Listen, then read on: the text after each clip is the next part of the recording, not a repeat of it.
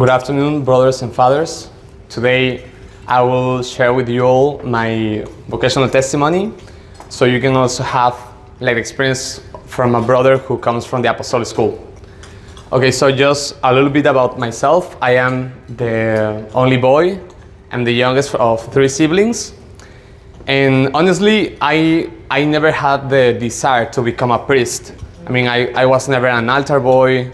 I was never in ECYD, so I was just a normal kid.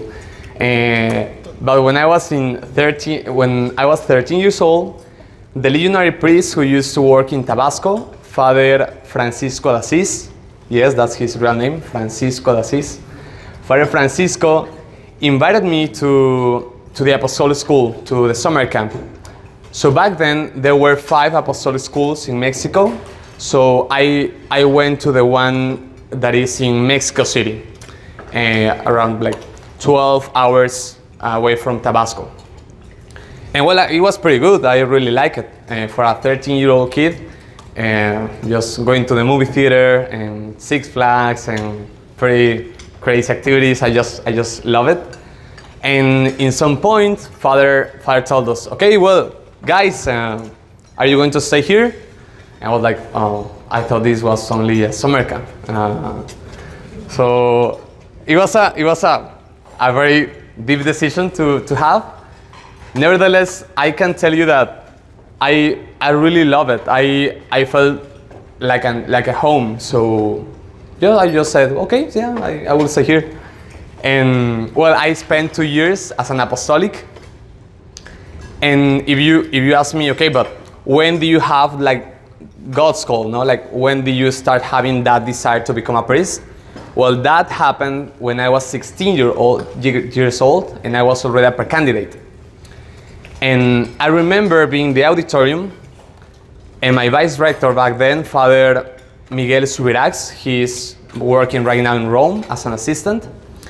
It was just his priestly ordination, so he made a video clip of his priestly ordination, but this video clip was very unique because he mixed his priestly ordination with an advertisement that he made of yogurt when he was like 6 or 7 years old. So it was pretty cool. It was pretty funny because you will see like him in the basilica, but also then like him as a 6 years old in the advertisements. The video is pretty cool. And in some point in the video, you have the imposition of hands of the bishop. So Father was kneeling, and after that, it was him as a 6-year-old kid crossing the finish line. And in that moment, brothers, a voice inside me said, wow, it will be very beautiful to become a priest. And after that, I was like, wait, what? Like, what happened? Was that me? Because until that point, I never had those kind of desires. As I told you, like, I never had that. I can say like that desire that I never wanted to become a priest. So I just knew that was God's voice, it wasn't mine. And taking advantage that I was in the Apostolic School already, so I thought it would be a good idea to start my discernment process with the fathers in the Apostolic School. And I have to mention the help of Father Juan Carlos Gomez. He was also my vice rector in the last 2 years of my Apostolic School. And Father, he was just he had just a lot of patience with me. He went there. He was really there, and whenever I needed him, he was just there.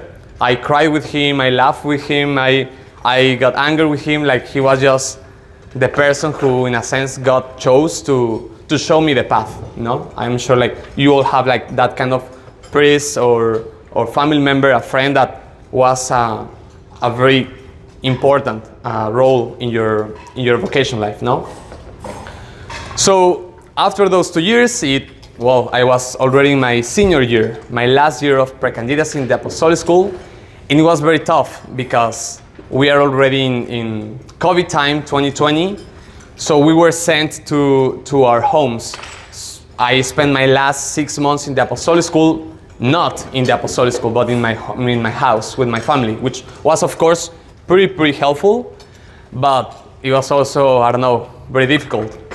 And for example, I remember being with my mom at her office, and the only book that was there were some college magazines. So I was like, oh, okay, so should I start looking at, I don't know, like some opportunities, just in case.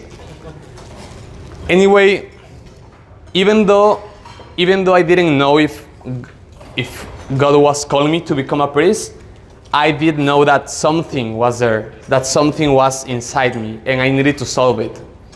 So that was the main reason I went to candidacy, because I just knew that I just couldn't go away and to start living a life when I truly felt that God was asking something.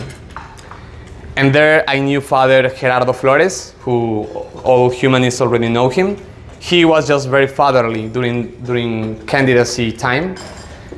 And something that I really appreciated is that he told me, okay, Brother Jose, don't be afraid of whatever God is inviting to, like whatever God is asking for you, because that's just the best option, the best path, no? At the end, I decided to join novitiate, and brothers, those 2 years of novitiate were just perfect, were just beautiful. Of course, with some difficulties, with its highs and lows, as every novitiate should be. But for sure, I encountered God's love. I encountered God's love in my life, above all, as a figure of a father who loves me, a father who loved me that much that he sent his own son, no? And I think that's the story of novitiate, but in a sense of all my vocation, just realizing that I am loved by someone, and my vocation is nothing, just as a response of that call, no? And well, here I am, already in humanities, knowing human heart, but above all, my own heart, my own story, my own past, my own feelings, and God willing, already to keep going in my religious life, and also to become the legionary God wants me to be. Thank you so much.